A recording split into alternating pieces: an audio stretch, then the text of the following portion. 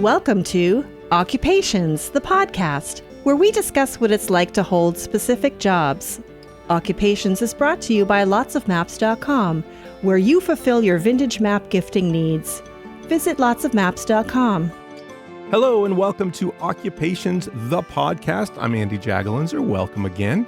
I have a great guest for you this week.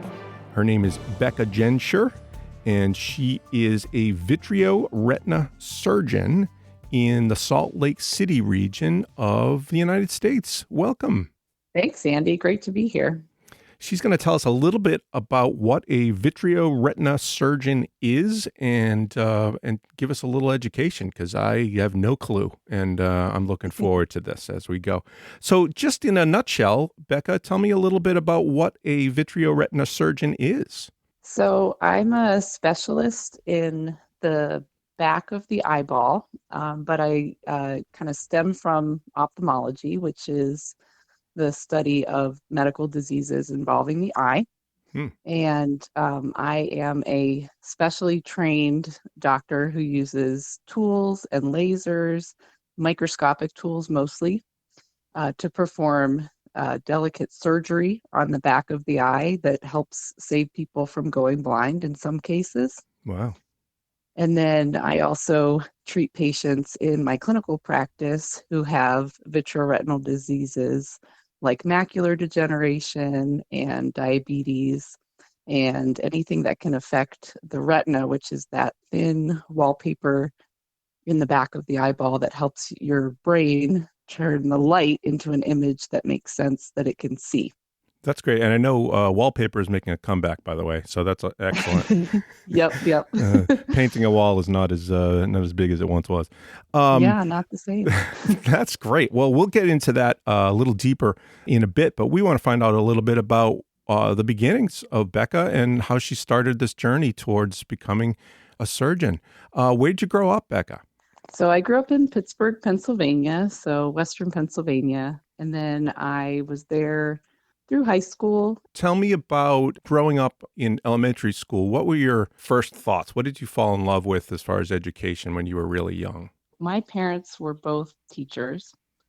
My mom taught Spanish and English, and my dad taught math and computer science. Wow. And I definitely picked up the education bug from them pretty early on. So I was always interested in school, always interested in learning. Always did my homework on time, all of those things. And I'd say elementary school, I sort of thought maybe I was going to be a pilot or something interesting where I got to work with machines and things like that. I think I definitely picked up the engineering side of the brain from my dad. Okay.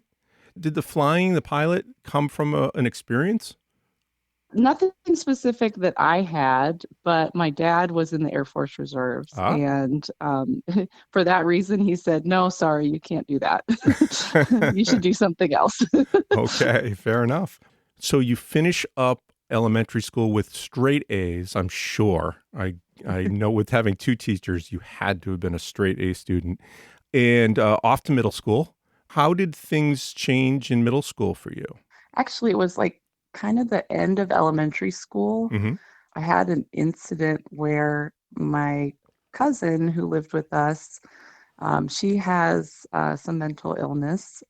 We went for a walk one day in our neighborhood, and she fell and had a seizure. Oh, I didn't know what it was at the time. I was about 10, I think, when it happened, so probably fifth grade. And this just completely, scared everything out of me. And found a neighbor who came out who had kind of observed or, saw it happening, came out and brought a pillow to put under her head, but she was down on the ground and shaking, and I was shaking too because I just didn't know what was going on. And we never found out exactly what happened, thought maybe she might have taken either too much of her medication or not enough, and somehow that set something off. I didn't go to the hospital with her, but I remember just being so worried about, what was going on with her, and kind of decided at that point maybe medicine would be something that I wanted to learn more about just so I could try to help her. That's interesting. Huh? Yeah. Do you think it was the fact that you didn't know what to do and you wish you did, do you think? Or was it watching your neighbor just doing whatever she could to try to make the situation okay? I think it was not knowing what to do and wanting to help. It's kind of part of my nature. I always want to help people and make Sure. them feel more comfortable, and I felt like I couldn't do anything. Hmm. Felt kind of helpless. I can imagine. That's scary for a 10-year-old, for any Yeah. age, but certainly a 10-year-old that doesn't know what a seizure is. That's interesting. So how did that change your mindset as far as school goes? Did you start watching medical shows on television? Like how did that change your thinking? That kind of brought me to, I think the first medical show that I was interested in, well, I watched a little Doogie Howser. That was always fun. But the first medical show that I was interested in is called Rescue 911. Mm-hmm. And it is super cheesy, but they basically just follow 911 operators and they get a story of what's happening in the field, and then they follow the ambulance out to wherever they're taking care of it. So it's like a real life show. It's not a drama.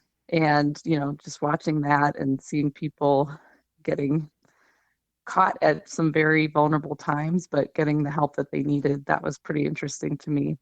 Was it specifically medical? Yes. And not to Yeah. be confused with Reno 911, clearly. No, very different shows. I loved ER. Sure. Who didn't? Yeah. That's a great show. A little over dramatic, but still A little overdramatic, still pretty good. So were you learning the lingo? Were you Yeah. After you learned the lingo on the TV show, was there any way for you to follow up on it? Were you like, oh, now I heard that word. I know what that word is. I'm going to look it up and find out more about it, or I'm going to ask somebody. Yeah, I wish that I would have had someone to ask those questions to. I was kind of the first doctor in my family, and my cousin is also an MD PhD physician scientist. He works in pediatric endocrinology. He's about 10 years older than me, and he was already in the process of doing his medical degree, and he was the only doctor in the family. Wow. And we weren't close, so it wasn't like I could reach out and ask him those questions. So I probably just did the usual thing that people do and look things up in the encyclopedia, dictionary. If only there were a podcast that could, if only. explain certain things to you about. Yeah. And I had a couple friends growing up who had doctors for parents, but not too many. It wasn't that common. Sure. Was that frustrating? I don't think it was frustrating. I think it forced me to be the one to figure things out for myself. Mm-hmm. So I kind of learned from an early age that I had to be proactive if I wanted to do this as a career. Mm-hmm.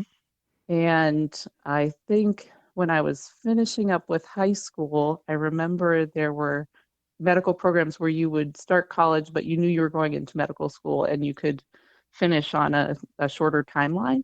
Okay. I didn't learn about those until it was kind of too late. Oh. And it was okay. It ended up working out for the best. I think all these things, in my path of ending up as a vitreoretinal surgeon worked out for the best. But it took a while to figure out what opportunities were available and what would be the best thing for me. I had to be resourceful to find those things on my own. Were you vocal to your parents about your desire? I was. Okay. Mm-hmm. And they were happy that it was that and not being a gymnast or a dancer or all the other things that I was interested in. All right. So you finish up middle school and off you go to high school. Were you digging in even deeper into this? Were you understanding, was science all of a sudden your major thing? Oh, there was something from middle school. I just thought of it. Oh, okay, sure. When I was in 7th grade, we had the opportunity to participate in the Pennsylvania Junior Academy of Science, Okay. which is a program that allows students to design experiments and study them and, do all of the parts to looking into answering a scientific question. And then we publish our results. We present them at a conference. Cool. And there's a local conference. And then if you do well enough at that local conference, then you get to go to the state conference. Wow. So I started doing that in 7th grade, and I loved it. It was great. It was a way to take science out of the classroom and kind of dig into something in a little more detail. Real world experience to some degree, right? Yep. Yeah. My first experiment was really bad. It was very poorly designed and didn't really address the question that I was looking for. Do tell, do tell. I was looking at concentration of limestone in water. And I just Hmm. remember I was testing the pH, and it wasn't going to answer the question that I was asking, but I learned a lot. I learned how to ask the questions better the next year. And then the next year I ended up going to the state meeting. Well, that's great. Well, 7th grade, that's early. That's wonderful that that kind of opportunity exists. And was that a yearly thing that you could do up until a certain age or? Yeah, they had it all through high school. So I went 6 years, did Wow. these projects, but I had some great science teachers. Were you vocal to your teachers about what you wanted to do? Yeah, I think my teachers all knew that I was interested in science and wanted to do something along that line, maybe medicine, maybe research, or some combination of those two. And they just encouraged getting involved in these science projects to learn more and digging deeper into the minutia of a specific area so that you could understand it better and then kind of tie it into the big science picture. All right, I'm going to corner you here. Sure. Give me an example of one of your favorite teachers. Like, what was it about them that made you love them like you do today? Yeah. So my 7th grade science teacher, Mrs. Barnes, she has passed away, but she was a spitfire. She was always very energetic. She didn't put up with kids acting out in her class, but we always behaved because we knew we were going to learn something.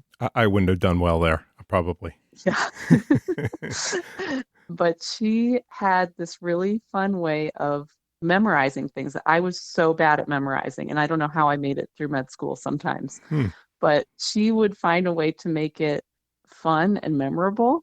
And I thought that was just so amazing. We did the periodic table at that time. So we had to learn the elements and what the symbols were, what the abbreviation was. Some of them made sense. They connected, neon is Ne, Hmm. but like lead is Pb. Like, how do you connect those two things? So she would come up with a sentence that tied it in, and we would say them over and over and over again, and then you would just burn it into your brain. And I still remember all of those little sayings. All right, what's lead? Was it peanut butter? Yeah, no, she said the lead in my pencil is broken, so Pb is Broken lead. pencil. All right, I like it. Yep. And then silver, I remember, was Ag. And she said, as I age, my hair turns silver. I like it. That's excellent. Yeah. That's a good way to learn. Any other teachers that sort of taught you these kind of things, or took a special liking to what you were trying to achieve? Yeah. My 8th grade science teacher, Mr. Preston, he was the favorite in our school. Everybody loved him. Hmm. He had some pretty non-traditional ways of teaching also. He was obsessed with Bill Nye the Science Guy. Yeah. So we used to sit down and watch episodes of Bill Nye, and then we would talk about the things that Bill Nye was explaining on the show, and it was just super fun and made the learning part easier because it was interesting. Sure. I guess that's probably what a good teacher does is find a way to make it interesting no matter what cost. But obviously thinking of kids, television is certainly something that kids love, and to connect it to Hmm. that in some way, that's terrific. Well, and for you teachers out there, maybe you've learned something today. That's good. I like it. By the way, at that point, were you still general medicine? You didn't have a liking for any particular type of Oh, medicine? definitely not. Yeah, at that point, it was just I liked science and I was going to do something in science. And in fact, I don't think I really settled on medicine for sure until I started college. Okay. I'm assuming you were pretty good at math too, just because science and Yeah. math go hand in hand, right? Yeah. And that was where I had some inklings toward doing some kind of engineering. I think in middle school, I was in the gifted program and we had a really cool class. We learned how to do architecture. And Hmm. at that time, I was thinking, well, that's really cool. It doesn't really bring in the science that I like, but it's a way to apply my kind of detail-oriented nature of wanting to draw things and construct things. And that I found really cool. Hmm. And then I looked into some ways to combine engineering and science, and then I kind of settled on biomedical engineering. But that was really, it was like the week before orientation for college. It took me a while to kind of settle on that. A lot of people don't even get it that early. I'm not sure what I want to be when I grow up. I mean, Yeah, still trying to figure that out. exactly, right? Well, and you're kind of an architect. You're just kind of rebuilding the eye, right? That's right. So off to high school. Here we go. We're in high school now. Mm-hmm. You're cooking now. You're still doing your annual conference, and that's Mm-hmm. good. Were your experiments getting better? Did you learn They from were, that first year? yeah, they were getting much more scientific, and the standards were also higher. What they expected from you was different for every grade level. Sure. And I think by the end of it, I was actually working at the University of Pittsburgh with a researcher there Hmm. because we didn't have the kind of labs in our school to be able to do like a microbiology experiment. But I got really interested in microbiology. Wow. That's amazing. And that's a senior Yeah. in high school you were doing that. Yeah. Wow. And I learned how to do recombinant DNA techniques. I don't even know what that is, but it sounds terrific. It's pretty cool. You basically take a circle of DNA and you take a section of it that is unwanted or undesired and you cut it out. You splice it, that's what the word is. Hmm. And then you take a new piece that you want to put in there and you put it in the test tube and you wait for it to kind of spontaneously combine. Wow. Yeah. And then you can make a new strip of your DNA is custom tailored to what you want to use it for. That's some scary stuff. Mm-hmm. Yikes. Yeah, I guess we can all use a little tweaking here and there if that's if that's the way you got to do it. That's wow, that's Yeah. amazing. It's used in a lot of disease processes to try to fix cells that are damaged that have some parts of the DNA that are mutated to try to reintroduce the sort of correct segment for that area, or to take advantage of some power that you can generate, some way to fix a problem. You can generate it in a different vector, in a different host, and then transplant it into a human. At that time, was that a well-known process or was it fairly new? I think it was fairly well known, but maybe not as commonplace. It was pretty interesting. Well, what an experience for a high school kid to not only that, but to actually go into a college and do a couple of things in the labs and sort of experience what college is like too. That's excellent. Mm-hmm. Love that. I had an awesome experience, and I think my classmates went on to do some pretty impressive things, and I was glad to be able to have that experience. I imagine there's programs like that in probably all kinds of different areas, not necessarily science, and sounds like a big leg up on other folks that that may just kind of wait till college to excel into something. That sounds terrific. Mm-hmm. What were your other thoughts? Was it still engineering potentially or no? Yeah, it was engineering and science, what I was majorly interested in for going into a career, but I had a lot of other non-academic interests at the time that I spent my time on. So I was a musician. I played piano and clarinet and got into the bass clarinet. Wow. And pretty active in those. And then I was also a dancer. So I started taking dance in elementary school and kind of continued through high school. And we did the high school musicals. Our musicals were a big deal at my school. It was like 3 to 5 days a week of practice and a big production at the end of April, and did all 4 years in high school. Great. Well, were you acting as well, or was it more music or Yeah. dance? Yeah, it was acting, singing, dancing, but I was the dance captain by my final year. I was mostly dance, and then I did the other things because that's what goes along with musicals. You do a little bit of everything. Triple threat. Yeah. Yep, yep. Oh, that's great. Was there ever a time that you thought, oh, this is my profession. I'm going into dancing, or bass clarinet's going to be my thing. I'm going to be the biggest Yeah, I bass considered clarinetist in the world. I mean, I could have been a cool bass clarinetist. Not that, it's a pretty cool instrument, I I have to bet. say. You can hear it a lot more than the clarinet. Yeah, I sure. definitely considered music for some time, but I knew that the reality of making a career in music, you had to either get into a symphony somewhere and kind of commit to doing that and Sure. teaching. Everyone I knew we actually had a neighbor who was family who was in the Pittsburgh Symphony, Hmm.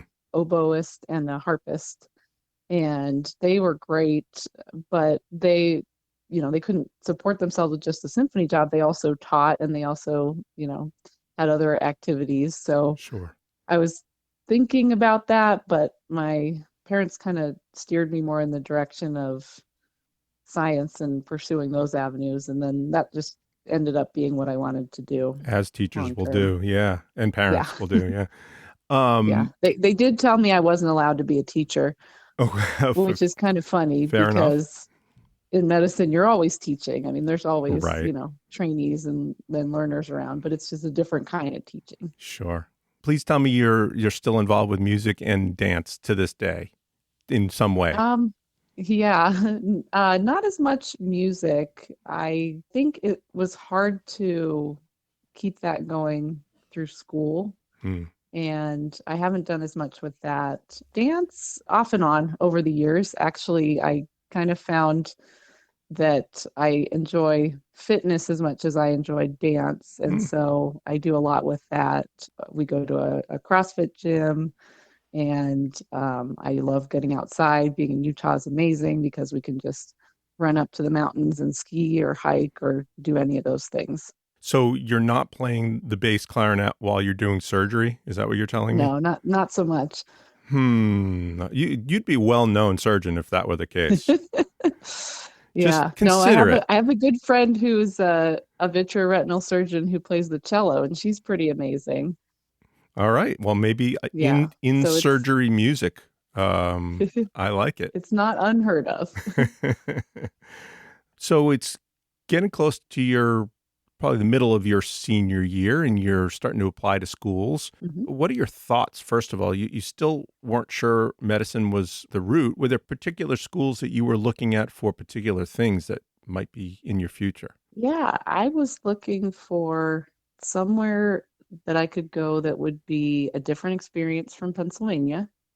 So I don't think I actually applied to any schools in Pennsylvania. Hmm. Everywhere that I applied was in New York, like Columbia and Colgate, and I applied to Johns Hopkins and BU. I was comfortable with staying in the East Coast. Hmm. I didn't want to go too far away, and I wanted to go somewhere that had good science programs in general. But when I mentioned I was thinking about biomedical engineering, but I didn't know if that's where I wanted to end up.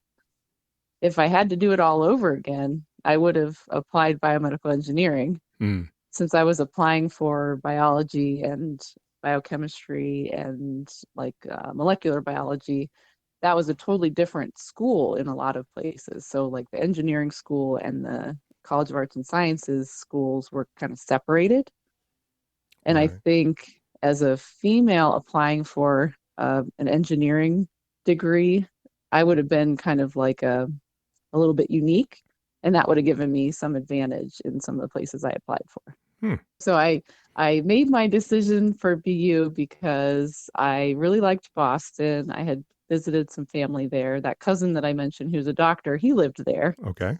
I liked BU a lot when we visited, and they gave me a half tuition scholarship based on my grades from high school, which was pretty awesome. Nice. And I thought it would be a good place to do pre-med and get a good engineering education. All right. So off you go to Boston. Your first year there, what kind of classes were you taking? So the engineering curriculum is pretty structured. We didn't have much flexibility to do electives. We had some basic engineering courses. We had to take computer programming and physics and biology. And then we did have one cool elective that we got to choose, and you could pick something within biomedical engineering that was like a sub area to kind of start to scratch the surface on. And I took human brain mapping, which was really Wow. cool. I can imagine. We learned about how engineering is used to understand the brain, and in particular, how they use functional imaging technology that's called fMRI. So maybe you've heard of an MRI, which is like a scan using magnets to activate water molecules. Mm-hmm. And fMRI is a special functional version where they actually give you tasks to do, and then they do the recordings with the MRI machine so you can see which areas of the brain are lighting up or which areas are activated Wow. when you're doing those tasks. And that one, did that kind of blow your mind a little bit? Yeah, that was pretty crazy. So what part of the brain was actually functioning while you were getting excited about mapping the brain? That's a good question. Probably prefrontal cortex. Okay, fair enough. We'll check the Yeah. answers on that later to Yeah, make we'll sure check you're that right. later. Okay. The one thing I regretted with that course, though, they had the opportunity to do an MRI at the end of the class, and I think it didn't work with my schedule for me to do it. But you could have done your own functional MRI at the end of the class, Wow. which was kind of cool. That's amazing. Any other experiences that just made you say, wow, this is very cool and very influential? Yeah, so when I was in college, I knew that I was at that point interested in exploring science and exploring medicine. I wanted to keep my options open. So I decided to reach out for an opportunity to do research. And as a pre-med student, you're generally recommended to do some research because it helps kind of cement your interest in science, and also it's kind of expected when you're applying for medical school to have some research experience. Mm-hmm. So I reached out to a family friend who's a dialysis nurse in Pittsburgh, and she connected me with one of the nephrologists that she worked with, so kidney doctor. Didn't know that much about the kidney, but I said, hey, sure, whatever. And she connected me with this doctor. His name's Mark Seidel, and he was a nephrologist in Pittsburgh at the time. And he had a research lab. And she said, well, he'll be a good person for you to talk to because he's also an MD. He's also a clinician. Hmm. And he happened to be the chief of medicine. So he was a pretty influential clinician as well, which was good, fortunate for me. Wow. He was such an awesome mentor to have. He helped me learn so much about research, but also learn about how busy a career in medicine is, but how rewarding it can be too. And his wife was also a clinician. She was an internal medicine doctor, worked in women's health.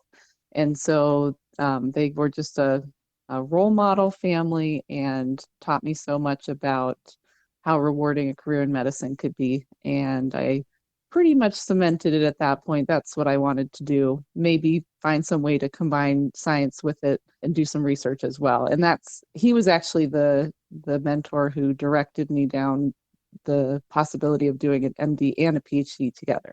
In the experiments you were doing, the research you were doing, anything very unusual, or was it sort of standard fare? It was pretty interesting.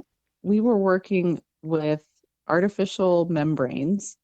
So in the kidney, there are a lot of different kinds of membranes that are used to filter all of the blood that gets processed through the kidneys and filter the urinary waste and kind of get rid of things. So they were interested in membranes, and we were constructing membranes made of different concentrations of cholesterol and lipids, and trying to look at how those cells would quench a certain dye as it kind of took up the dye, and how fast the dye would get kind of taken up depending on the concentration of cholesterol in the cells. Hmm. We were doing some modeling and some mapping in a different way, not in any kind of animal system or human system. These were just artificial membranes that we were kind of constructing. We would blast the cells with some high energy and then make them spontaneously form these little circles. Wow. Any other experiences in your undergrad? Yeah, so with the same research that we were doing in Dr. Zeidel's lab, I actually liked it so much. I came back every summer and worked with him all the way through the end of my senior year. And the last summer that I was with him, he encouraged me to publish a paper. And so we spent a long time writing and trying to put together this paper that we ended up presenting it at the American Society for Nephrology. So I got to go to my first science conference, and it happened to be also a clinical conference. So it was kind of this nice hybrid of the things that I was thinking about doing. Wow. And I got to meet like-minded people, even MD, PhD researchers who were also working in the clinic and said, this is a great career path. You should think about it. That must feel good to get the nod to head for a different research position. It was nice to see that there were people who were able to embody what I sort of had going on in my brain. Like I couldn't decide, was it going to be medicine or research, or was there some way to actually do both? And these folks that I met at some of these conferences were actually doing it. And it was just really nice to meet people who had that same kind of brain connection that I did. Sure. Which you could have mapped out right at the table, right there at that conference table. All right. So my last year of college, the way that the engineering curriculum is structured, we do a senior project. And it's pretty much a culmination of the whole year's worth of research. And you have to find a lab and a mentor, someone who is going to help guide you through the project, and you design a research project that you want to do that fits in line with what they're doing research on, and then, kind of take it as far as you can take it within a year. The nice thing about that, which was a little different from the research I was doing in nephrology, is this was very engineering focused. So I was working with Catherine Clapprich, who has a lab that does a little bit of she's a little more on the mechanical engineering side of things. So she was building lab on a chip devices. And we were trying to design a point of care STD test. So STDs are sexually transmitted diseases, sexually transmitted infections, depending on who's giving the name of it. They are normally tested with a blood test that goes to a lab, and then patients can get results like a day or so later. We wanted to design something that could be done in a doctor's office, or even in the field if it's something like a third world country. They don't have a lot of doctor's offices. Something that could be done pretty easily with minimal testing requirements. And we wanted a lab test that was going to run on a chip that could go through a centrifuge. So centrifuges are relatively easy to come by. Okay. And so we thought, well, this will be a good way to build it. So I actually did the design work of figuring out what kind of channels would be conducive to getting the samples to run, and then having a control to compare against, and built some of these prototypes that we were working on in a clean room. And that was really cool. What ended up happening with that experiment in the end? We didn't finish figuring out the lab that would work, but we did demonstrate that we could get the test to work in the device that we were considering, and they took it to the next level and designed some more advanced prototypes and versions of the lab tests. And I think they're still working on tests in that area, different kinds of lab on a chip tests. That's terrific. Wow, you must feel good that that's still going forward. Yeah, it was a great experience, and it was interesting for me to work with a strong female mentor. That was a new thing for me. Most of the mentors that I had in science were men, and it was nice to see someone who could kind of carry her own, and she was a great leader for the lab. Lotsofmaps.com. Vintage, local, national, and world maps for an affordable price. 99% of our maps are $25 or less. Great as gifts. Frame them or put them under glass for your home, vacation home, or as a memory of a special place. Lotsofmaps.com. All right, college is coming close to the end, and you're probably thinking post-grad stuff. What were you thinking? When I was getting close to finishing undergrad, actually probably about going into my senior year, you kind of have to make the decision if you're going to apply for med school like that summer before going into senior year, if you want to apply right away. Mm-hmm. For me, I knew that I wanted more time to prepare for the MCAT because we have to take the MCAT in order to get into medical school, Right. and you have to do pretty well on it to have a good chance at getting into a school. And so my feeling was I needed more time to do that and do my senior project on its own time. So I decided to postpone applying for med school. Mm-hmm.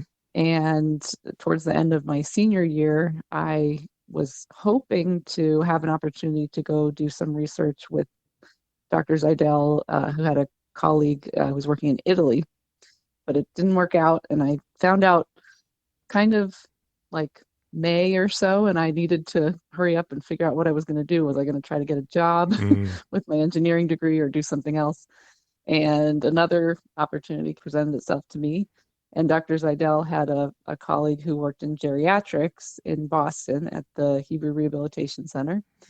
And he was looking for an engineer to help with a big program project research grant. And it sounded like it was pretty much right up my alley. So I decided to apply for that job, and I ended up working there for 2 years while I also studied for and took the MCAT and then applied for medical school. Wow. So what kind of work were you doing there? Very different from the kidneys and very different from the lab on a chip. In this case, we were studying falls in the elderly, and we were working on building a balance platform that would assess patients' balance while they were standing and doing nothing, and then compare that to when they were doing something active using their brain. So the challenging task that we gave them was counting backwards by 7 from 100. And we would see how much they would kind of sway and shift around while they were thinking about something challenging. Wow.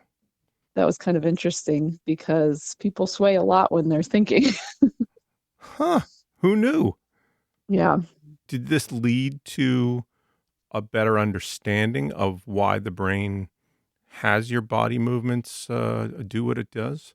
I think what we were hoping to understand was actually being able to quantify how much the movement shifts as a result of concentrating on a task. And then they were hoping to come up with some kind of intervention that might be able to help protect someone from falling with that knowledge. And so at the time that I was there, we were kind of just gathering a lot of the data. And we had a goal to recruit 800 subjects, and we got close to that by the time I left and went to medical school. And they were just kind of compiling all the data to get it ready for publication. And since that time, they've also tested an intervention with some vibrating insoles. They would have the participants put these insoles in their shoes, and the insole would be tested to find a threshold where the patient couldn't feel it. They couldn't feel the stimulation, but they were getting some sub-threshold stimulation. And they were able to modify the patient's kind of sway patterns and their walking patterns with these insoles. Wow. I would have taken a shortcut and I would have just said, all right, well, when you're elderly, just stop thinking and you won't fall. Yeah. And that's hard to do, especially because, even little things like thinking about what groceries you need to pick up or, those kinds of things. All when right. do we think about those things? We're not always sitting down. Okay. So, I guess you need to think when you're elderly. Yeah. All right. No. But it was a really neat study because it was an amazing group of doctors. It was 5 different doctors, 5 different kind of focuses on the study. So they call it program project grant. And it was this big multi-million dollar, funding opportunity from the NIH. And every doctor had their thing that they wanted to study, and they wanted to learn about things that were connected to falls. And so we had this huge battery of tests that our lovely patients would get subjected to. And we were just able to gather so much information, and they're still, doing things with this cohort, which is pretty interesting. Again, you're leaving programs that are still going. It must pique your interest, right? You must poke around a little bit in what's happening with Yeah. that, even to Mm-hmm. this day. That's really great. Love that. All right. So while you were doing the research for the 2 years, you were also looking to get into medical school. So you were studying, I assume, and Yeah, so I was studying for the MCAT, and I took the MCAT in the spring, I believe it was, of the first year that I was working. And then I started my application for med school over the summer. And then I went in the fall for interviews and waited until the spring to get all my acceptances and sort out where I wanted to go. okay. And what did you ultimately end up with? So I ended up going to Rutgers in New Jersey, which is the state medical school there. Mm-hmm. And I was accepted to the MD PhD program. So it's a combined program where you do 2 years of medical school and then 3 to 4 years of a PhD, depending on certain circumstances. We can get into that. Okay. And then you finish medical school and do the last 2 years and apply for residency and kind of go the traditional medical pathway and finish that course. Wow. That's a lot of schooling to be It thinking is. about after Right after undergrad. after undergrad and 2 years of research. That's a lot of schooling ahead, but that didn't bother you. You liked school, I can tell. Yeah, I liked school. I had that education upbringing that Yep. made me always like school. And my parents said, "We know you like school, but maybe this is a crazy pathway. I don't know." But we trust that you know what you're doing and that Sure. you're going to go the right path for you. And I think ultimately it was. Well, and just the fact that you were accepted into this program is enough to say you're obviously doing something right. Yeah, so at Rutgers, they had a class of about 150 medical students every year, Mm-hmm. and about 5 to 6 were MD PhD. Wow. That's pretty lean. I like it. Yeah. That's terrific. The MD PhD program has one very nice perk, which is that when you finish your PhD, they take care of the cost for medical school. And then you also get a stipend to pay for school. So Wow. my school was like essentially full scholarship. Whoa. They obviously saw good things in you. So give me an idea of medical school and the PhD projects ahead. The analogy that I've heard for medical school, there's 2 pretty accurate ones. One is where you're given an assignment to eat 5 pancakes a day, and you say, "I love pancakes. Pancakes are great. This is going to be awesome." And you have a different flavor every day, and you start to eat them the first few days, and you're like, "Wow, this is so great." And then a couple days pass, and maybe you didn't eat those pancakes because you weren't really excited about them. And then the next week you've got 3 piles of pancakes next to your pancakes for the day, and it just starts to pile up. Oh boy. And then you get to the point where you're eating your pancakes and the guy behind you says, "Are you eating chocolate chip? That was from last week. What are you doing?" Oh no. The other analogy is trying to drink water from a fire hydrant. Right. I think it's wild and crazy and very fast paced, but also pretty amazing to learn all the things that we know about the body and how it works and how it works when it doesn't work. Well, and how does it work when it's got a ton of pancakes in it? Usually regurgitation. That's what comes next. Okay. I was going to ask, are you suggesting a diet of pancakes is why you got into medical school? No, is the question. probably not. Not a Okay. good diet. All right. Yeah, you gotta mix it up a little bit. All right. Even the new flavor every day isn't enough. Yeah, that's Okay. not enough. All right. Obviously, it's a lot of work, is Yeah. what you're saying. Can you give me some examples of your overworkedness? I just made up a new word. I like that. I think it's very easy to get bogged down in whatever you're working on at the time in medical school and get fully invested in it. You kind of have to do that in order to absorb all the information you're trying to take in. But there also has to be some balance. And I think initially I came to medical school by myself because my husband was moving there at the time. He was my boyfriend, but he was moving to the area where I was going, but he couldn't move yet. And so I went there all by myself, Hmm. stayed in a house with someone I didn't know, and was trying to learn how to study all over again, which was like a whole change of perspective. Hmm. And it was very overwhelming. And I had really struggled through that first block of anatomy. And I passed, but it was close. Okay. And the dean's office runs a education program to try to help students when they're struggling. And I went and met with them after that first block, and they said, well, med school is really, really hard and you have to study like crazy. And here we can help give you some strategies for how to study better. Hmm. That was a big part of what changed things around. The next block, I did much better. And then we started studying neuroscience, and then I was really excited because it was back to my brain mapping days. Okay. Med school is tough, but you get through it with the people around you, really Hmm. good classmates and family and friends who are supportive, and then having a balance, finding something that's outside of med school that you can do. For me, it was fitness classes and going to do Zumba and everything else that gave me some purpose outside of med school. And give you a little energy inside med Yeah, school too, I for bet. sure. Yeah. Okay. So you get through med school, and now it's on to the PhD portion of the program.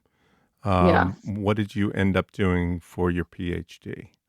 So I studied biomedical engineering. I really liked what I was doing as an undergrad and wanted to dive in more detail. And I thought when I was starting out with that I was going to be a tissue engineer and I was going to build new artificial joints, and then I was going to be an orthopedic surgeon. That was my initial plan. Hmm. It turned out that wasn't really where my calling was. I had that drive to use computers for helping solve problems. I think that a lot of that came from my dad's influence, and then also that professor that I had in college who was really great. And decided to do some research in a few labs that were doing machine vision or computer vision. At the time, that's what it was called. Nowadays, we call it AI, but Hmm. back then, that was something that not a lot of people did research in. And so it was Right. kind of unique. And I really liked it. I thought we could use that to help solve problems in all sorts of medical fields where imaging was kind of the tool of analysis. And I ended up doing research with David Ferran, who has the Center for Biomedical Imaging and Informatics at Rutgers, and he works at the Cancer Institute. So we were working on cancer projects. Hmm. And PhD life was completely different from medical school. I got to set my own schedule. Yeah. I got to, decide when I was going to work in the lab. And I didn't do animal research, so I wasn't as dependent on a particular schedule to go in and feed the animals or do some experiments with the animals. I was just working on essentially a computer in a cubicle, so I could pretty much set my schedule, which was really nice. Well, you worked hard in medical school. Why not? You deserve this, right? Yeah. So you complete that program. Mm-hmm. You get your PhD. What's next? Right. So when you're an MD PhD student, you have a little more structure to finishing your PhD, so you can come back and join the third year of med school and start your clinical rotations. Hmm. And so I had a hard deadline. I had to finish my PhD by June. Otherwise, I was going to have to wait another year to come back and finish the PhD, started medical school. And that was a complete change of pace because medical school is very structured. The clinical years are you show up on this rotation at this time in this place and look like a lost puppy every time because it's always somewhere new. Wow. And you learn on the job essentially. So you're in the hospital, you're in the outpatient clinics, you're with the doctor and you're with the whole medical team and you're trying to help but also learn at the same time. And it's a great experience. I know you were there to learn, and Hmm. you're probably not there to speak up all that much, but maybe they allowed you to do that. Did you feel like I can help here somehow? I really want to help here. Was that a big Yeah, part of it, or did you accept the fact that I am strictly a student here? I think that's the balance that every med student has to figure out while they're going through it.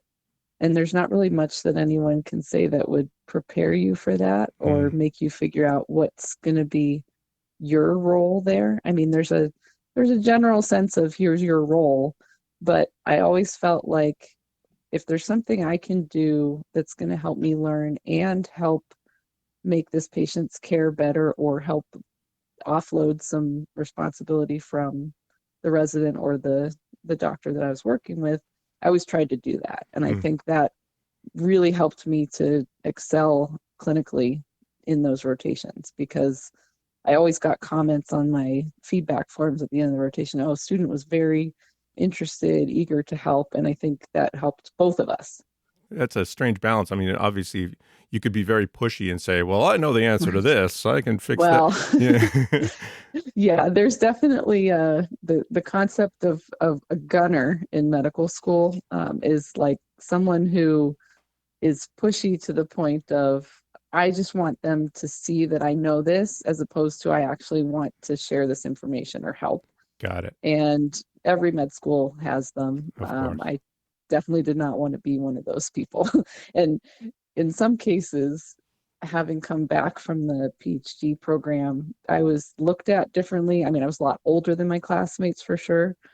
And sometimes the doctors would even say things like, well, you're pretty good for an MD PhD student. And I didn't love that.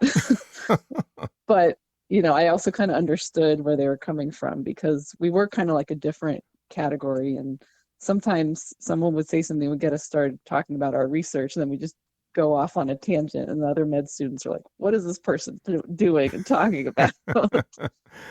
All right. I'm dying to know where the eye surgery stuff starts because we have not heard Sure. anything about eyes yet. Are you at that point? Yeah. So I was Yay. going into my third year of med school, which is it was year 7 in my MD PhD program. I was thinking about surgery. I had done some shadowing with a surgical oncologist, and I thought the operating room was so cool.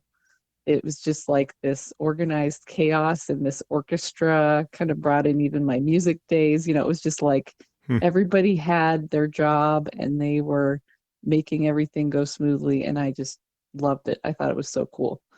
But I didn't think I wanted to do surgical oncology. I thought those surgeries were really long and complicated. And I didn't know if I had the mental headspace to be able to work with cancer patients all the time. Sure. So I said, well, surgery, there's like a couple different areas you could go. You could do general surgery, which is more abdominal and, some head and neck things. And then there was ear, nose, and throat and neurosurgery and ophthalmology. And those were kind of the big three that I considered. Hmm. So I really loved everything that was going on in the head and neck. I thought the anatomy was so interesting and everything was so tiny and micro scale, and that fit with my personality.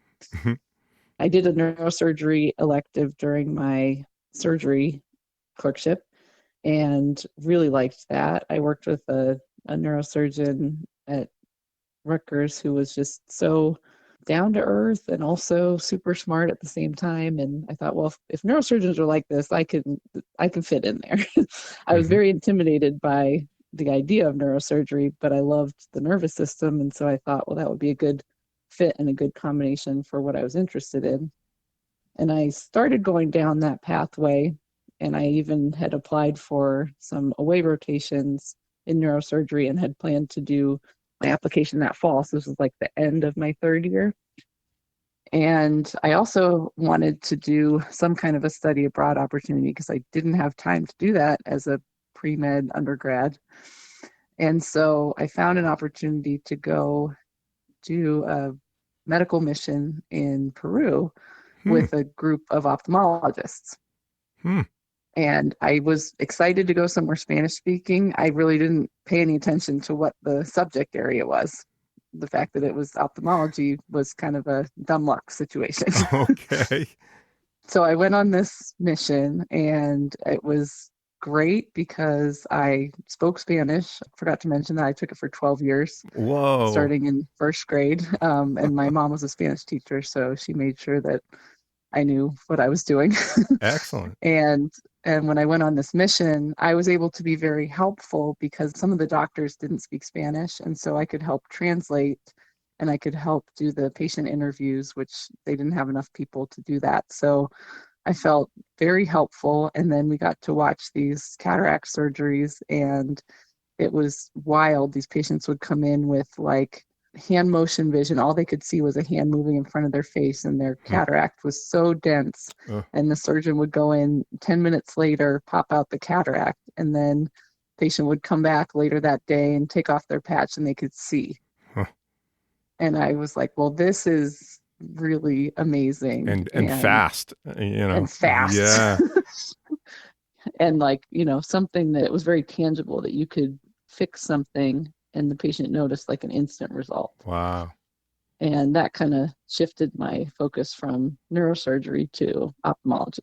Wow, that's great. What an experience that must have been. Yeah. How long were you on the mission? It was 2 weeks. It was a short trip. I think they did somewhere around 80 or 100 cataract surgeries the first week we were there. And then the second week we went and did more like a medical mission. So we went to some mountain towns, and we had a group that had like an ultrasound. They could help diagnose some women's health issues. And then we came with some medicines that people wouldn't have had access to. Were you able to assist at that point, or were you really just there to observe? Pretty much there to observe. Yeah. In med school, depending on what it is, your level of involvement is usually pretty light, but we were able to at least, like kind of watch the surgery, and they even have like a second pair of oculars on the microscope so you could watch and see everything that was going on. Huh. Yeah, like and that. in fact, compared to some of my other surgical experiences, like when they were doing spine surgery and they would say, okay, you can like stand and look in, but I couldn't see anything. I was so short. And I would have like 2 or 3 stools, and I'd be trying to look over, and they're like, do you see what this ligament is? And I was like, I honestly can't see anything. Oh, no. So I loved ophthalmology, where you could see everything that was going on. You saw everything that the surgeon saw. It was so cool. I love that. So then I came back from that trip, and I did an ophthalmology rotation with a retina group that was kind of attached to our med school, because we didn't have an ophthalmology program, like a residency program there. So any exploration that you wanted to do in that area, you kind of had to figure it out on your own. And I rotated with this group of retina doctors, and I watched a few retina surgeries, and I said, well, I think I want to do that because that's really cool. All right. So what's the next step to making that a reality? Yeah, so next step was applying for residency and applying for some away rotations, which is like a rotation at another medical school where they have more ophthalmology training options. And I went to Pittsburgh, stayed with my family for a month and did a rotation there. And then I also went to Utah, and that's how I ultimately made connections at the Moran Eye Center where I did my residency. And then you apply, and you go on interviews, and then you wait, and you put your preferences into this match program, this computer software that decides our fate for the rest of our lives. Magic hat. Yep. Magic hat. And then they put in their preferences, and supposedly the program is geared toward the applicant rather than the school. Okay. But at the end of the day, everybody finds out at the same time. Wow. And I remember being so nervous that day. I was waiting to hear what was going to happen. And I got a phone call that morning from a Texas number, and I had interviewed at Baylor. And so I thought, well, okay, maybe this is it. Maybe I'm going to Baylor. And usually the programs like to call the applicants and let them know. Sure. So I answer this call, and this person on the other end says, hi, this is Sarah from Card Services. And I said, Sarah from Card Services, do you know it's match day? You can't call me today. All right. So the call comes in and it's from? Yep. And it's from the University of Utah. And I matched at my number one choice. Wow. Fantastic. That must have felt good. So good. So off you go. Right. Into Utah, never to leave ever again. Well, not exactly. Yeah, so I came out to Utah in 2016 and I did a 4-year residency. And when you're doing ophthalmology, it's actually a 3-year residency program, but you have to do a year of internship. And so internship is either general medicine or surgery, or they have these like transitional year programs where you do a little bit of everything. Mm-hmm. And so I did that year, and then I did my ophthalmology training at the university here. And then throughout that process, you're kind of constantly thinking about, well, is this where I want to finish? Do I want to be done here, or do I want to do more training and be a subspecialist within the eyeball?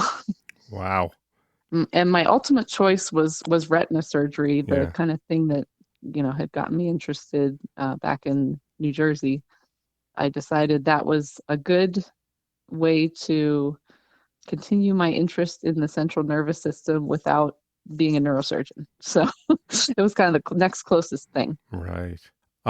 I got to tell you, I am exhausted listening to how much school you have and all the experiences you have. That's a lot of schooling, a lot of work, and a lot of dedication to go through what you were ultimately going to end up doing. All right. Yeah. So here you go. Final step. Yeah. So final step, I decided to apply for a retina surgery fellowship, and I knew that was 2 years. And I really liked the program in Oregon at OHSU. It's called the Casey Eye Institute, and I loved the doctors there. And the person who ended up being my co-fellow, she's still one of my really good friends, and she works at the Mayo Clinic. Mm-hmm. And I just had a great feeling about that place and applied. I applied all over, but I ended up matching there too. And so I matched at my number one choice for fellowship. And my husband was very kind to move to Portland for 2 years. And Wow. we made it through even in the pandemic. It was 2020 when we moved there. Oh, so boy. It was a rough time. Yeah. Fellowship training is tough. Residency is tough, but fellowship training is even busier because every additional year you have more responsibility. So you're expected to be an attending, you're taking care of teaching residents, and then you're also expected to be learning your specialty. And it's a lot, but thankfully I had a good support system and made it through, and then ended up finding a job back in Utah, which is what I had hoped for. Fantastic. All right. So is that where you're at now? Well, I'm not at the same practice that I started at. Okay. I joined a group called the Eye Institute of Utah, and I worked there for 2.5 years. It was a multi-specialty group. So they had general ophthalmologist, cornea specialist, glaucoma. They had like a little bit of everything. Okay. And it was a great place to start because when you're starting out in practice, you need to build a referral network. And so you need other specialists as a subspecialist in retina. Most of my referrals came from other ophthalmologists and optometrists. And so you have to build that network, and it takes time. And it was nice to be able to be in a practice where I already had an internal referral network.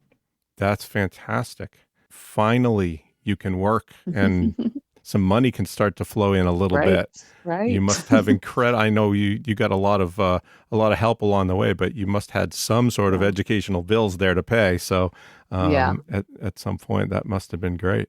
Wow. Yeah. I like to tell people who are thinking about medical school that it's all about delayed gratification. And if you really feel like this is what you're supposed to do and this is what you want to do, it will be worth it in the end. But it is a long process, and it is not for people who think that they want to do this for the money. It is definitely not that kind of a career path. Yep. There are so many other things you could do, and be well established in your career before you would finish medical school and start making money. I guess I bring up the money because it sounds like you've never made a dime in your life. I mean, I'm sure you had jobs along the way, but what you just explained, that sounds like a whole new world to you. Actually, now I'm at a different practice in Utah, so I moved to a group called Salt Lake Retina, Mm-hmm. and we're only retina specialists. So I work with 3 other vitreoretinal surgeons.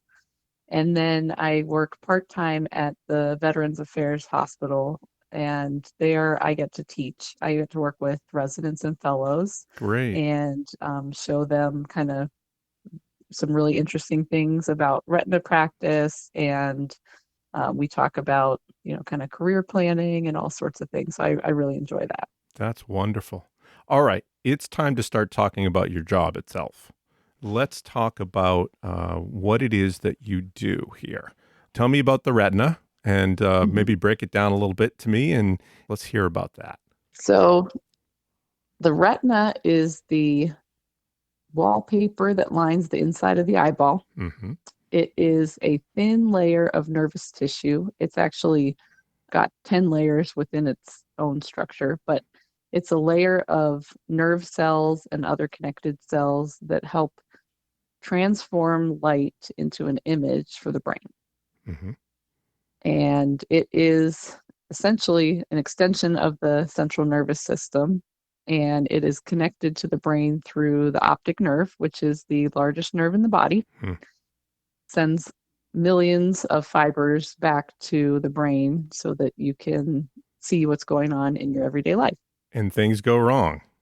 Things do go wrong with it. Yeah. So a lot of things that happen with the retina happen from the connection between the vitreous and the retina. So that's why we like to say that we're vitreoretinal surgeons. The vitreous is this gel blob that sits in front of the retina. And when you are in utero, you're developing as a baby in your mom's womb, you have a connection of blood vessels that help to support the growing eye. And those blood vessels then regress because you don't need them after your eye is formed. And that's what turns into the vitreous. So the vitreous is actually a collection of collagen fibers and leftover bits that were used to help build the eye before you were born. And it sounds like it can become a problem later in life.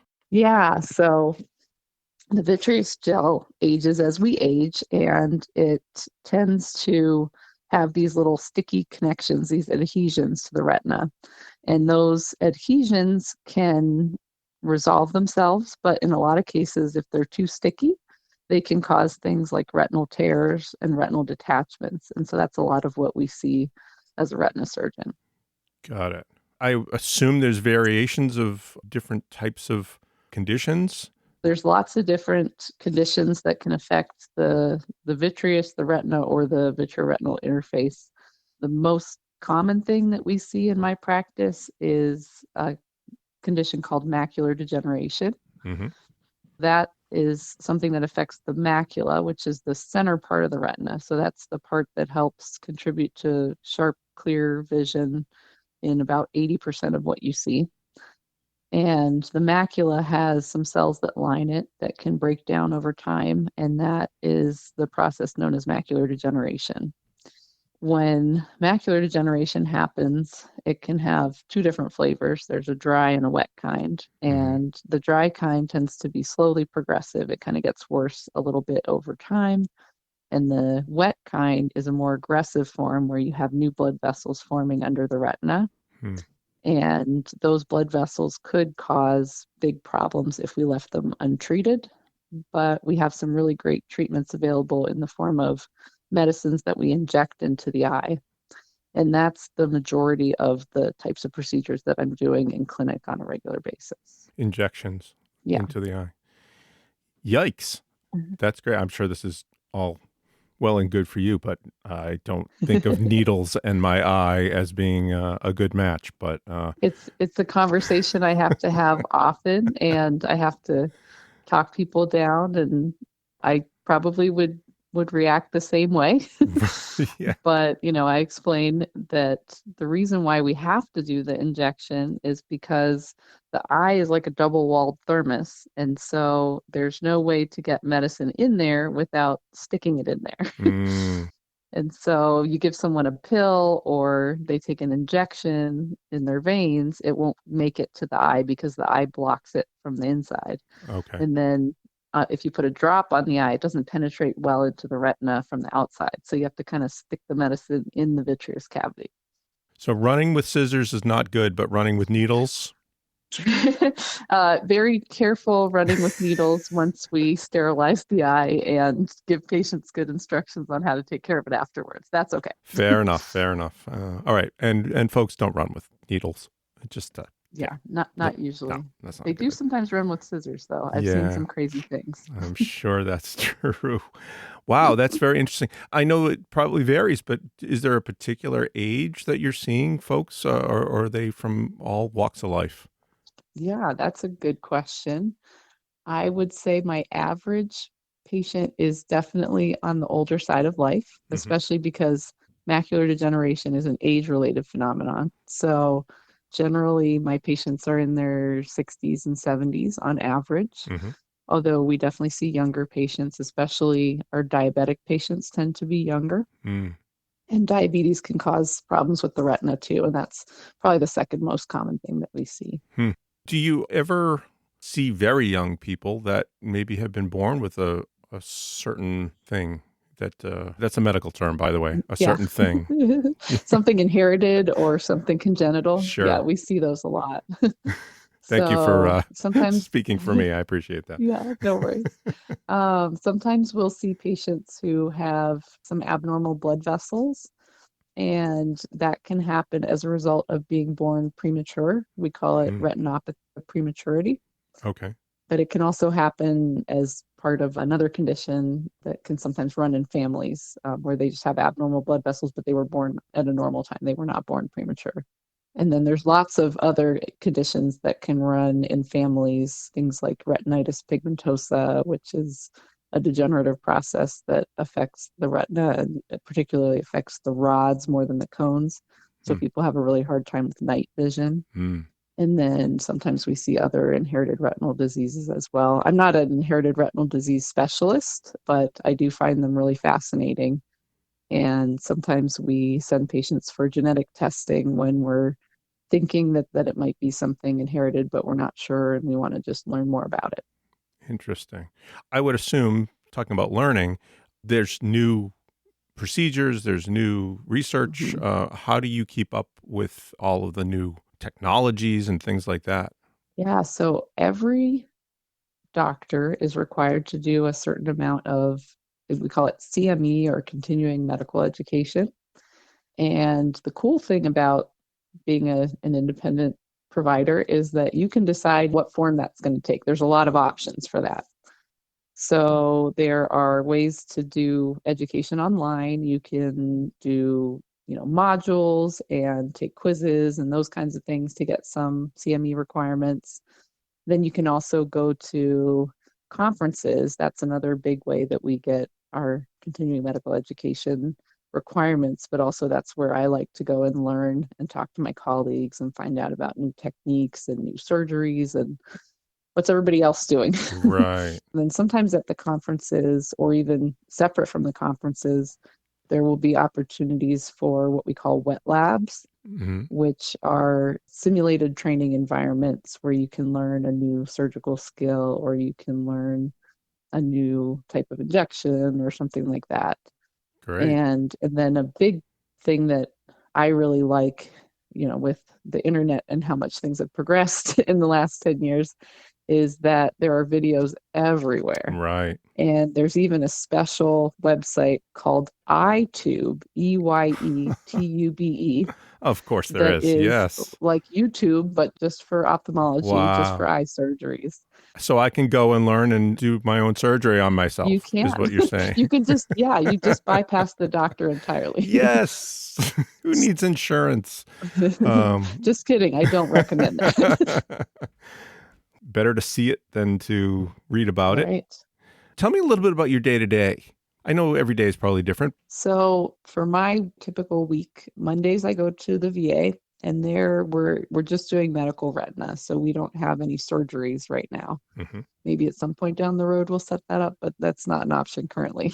Okay. And there we're seeing anywhere from, I would say, 40 to 50 patients in a day on a typical day. Mm. And we have a team of residents and fellows who we work with who will see patients, and then they will come and tell me about them. So I'm kind of the supervising doctor there. So I kind of help talk through what's going on with the patient, and then we come up with a plan for how we want to treat it. So Great. that's a little different from the rest of my week. Sure. Tuesday is typically my surgery day, and I will have anywhere from 1 to 7 surgeries usually in a day. Wow. Depends on need. My surgeries are usually more urgent types of things, like retinal detachments kind of have to go and get scheduled pretty quickly. Hmm. But we have some scheduled surgeries, like if someone has a membrane over their retina and we decide we're going to try to peel it off, or if they have a macular hole, which is like a hole in the center of the vision, those ones are scheduled usually like within a couple weeks of them coming into clinic. Hmm. So I can plan those out a little better. But surgery days can be busy or they can be a little quieter. How long does a typical surgery take? Mhm. I'm sure they're all different, but Yeah, I'd say on average it's about an hour. okay. So on the days you're doing 7, are you really doing 7 hours of surgery at Mhm. that point? Wow. Yeah, That's a long day.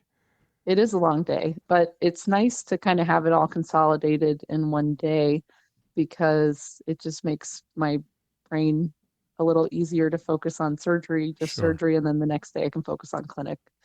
That's a lot of scrubbing up.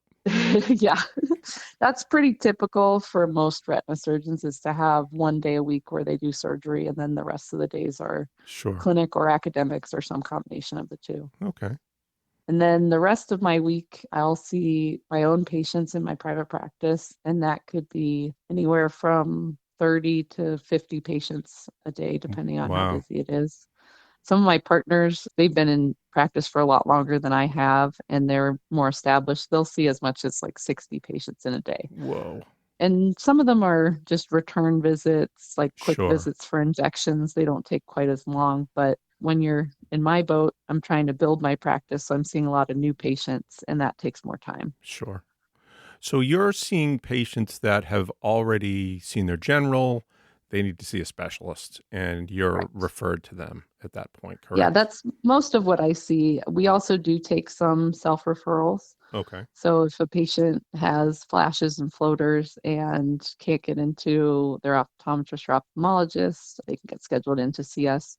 We do get some referrals from primary care for diabetic eye exams. Hmm.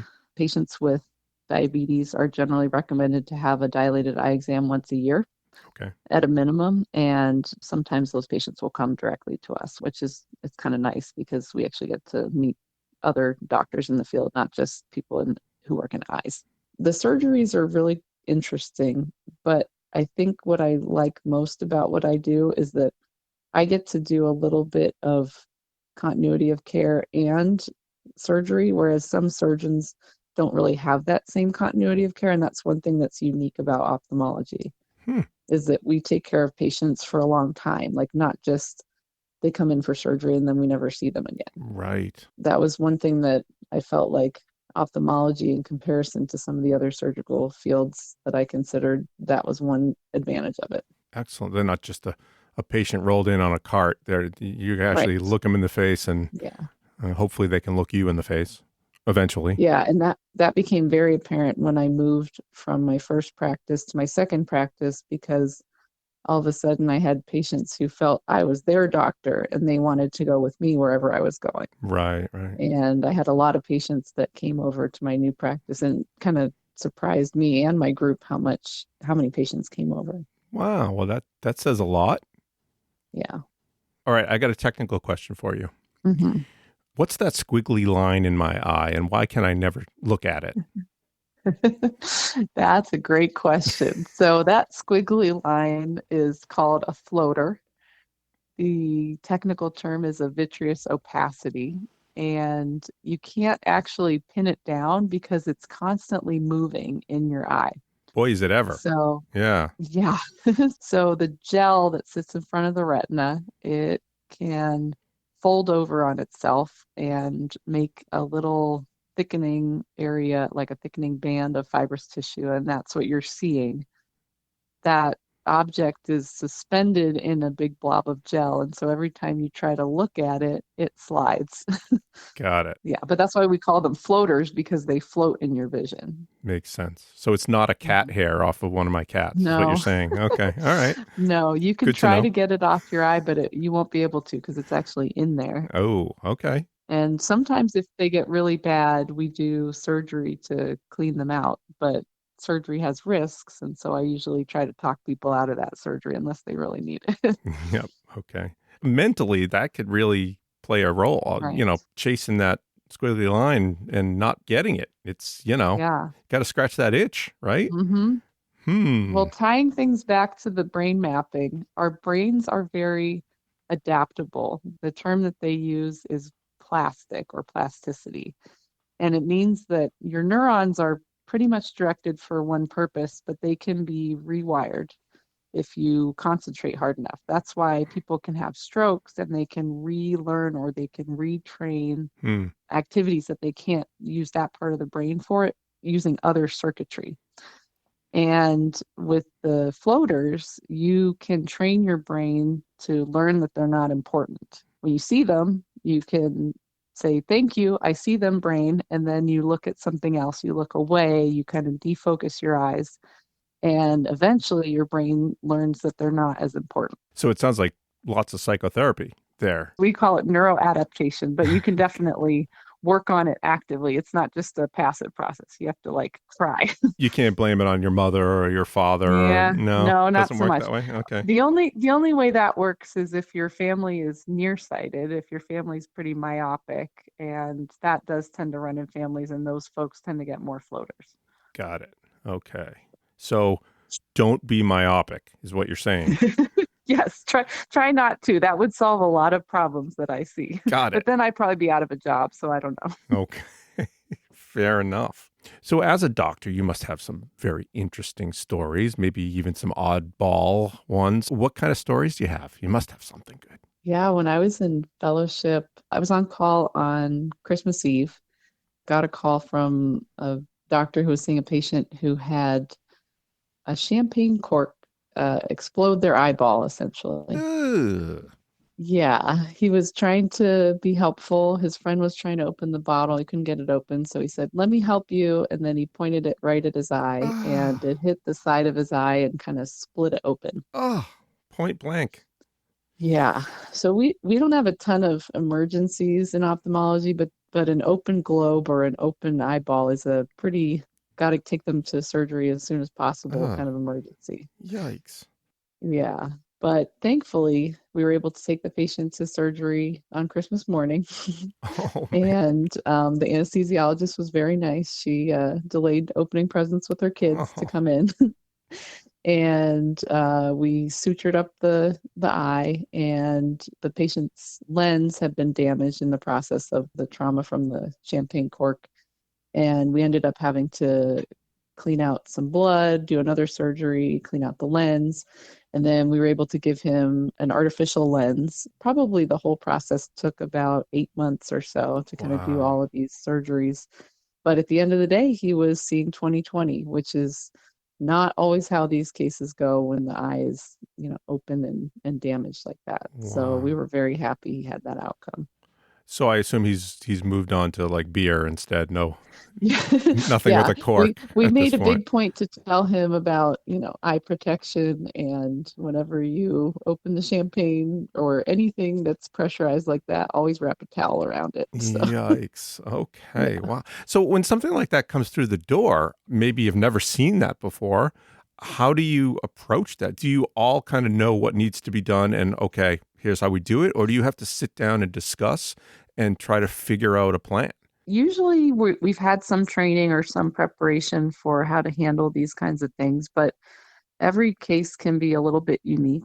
In that case, it was pretty obvious that the eye was open and had to be closed. But in some cases, the openings can be really small, and they can also sometimes like seal themselves. Hmm. So then you have to go the route of, well, do we go in and explore and see if there's a hole somewhere that, could put this patient at risk down the road? Hmm. Do we need to look for a foreign body in the eye that needs to be removed because things like metal don't react well with the eye structures? It can cause breakdown of the eye structures that could mean like irreversible vision change. Yikes.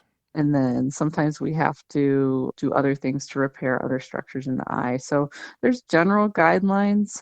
Something that I want to learn more about, there's an ophthalmic trauma society. So they just deal with trauma to the eyes. Hmm. They have a conference every year, and they do some of those wet labs, like I mentioned, to try to give people experience with how to handle certain emergency situations. And you can actually get an extra certificate in, that subspecialty. Got to be prepared for anything, I suppose. But Mm-hmm. yeah, that's great. Yeah. All right. I got to ask you for some advice. There are folks that might want to follow in your footsteps, and maybe not necessarily ophthalmology, but something in the field, something close Mm-hmm. by.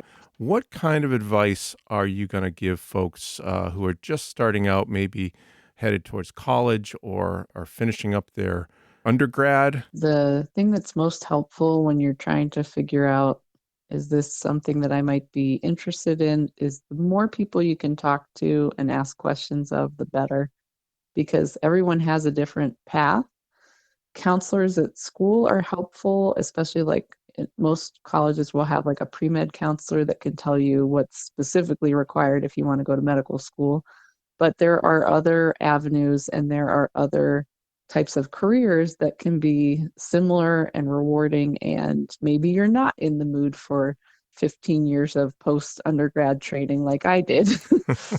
So I think it's important to just ask lots of questions. Think about what you enjoy and what might feel rewarding to you, and then try to find where you can apply that in a field that feels good for you. I had lots of friends in the process who either started in medical school and maybe didn't finish, or they were finishing undergrad and they really wanted to get into medical school and they didn't get in. Like, there's lots of parts in the process that can feel like a derailment, and it might not be a derailment. It might be something that's directing you more towards what you need to do instead. Mm-hmm. There's other avenues besides becoming an MD or doing traditional medical school pathway, and very rewarding careers. Like physician assistant is a great option for some people if you don't want to do school that's as long, or you want to have the option to be able to change your focus. You don't want to commit to doing a residency in a specific area. You want to be able to, I want to do dermatology for a few years and then I want to go and do something else. That's the cool thing about being a physician assistant. You have that opportunity.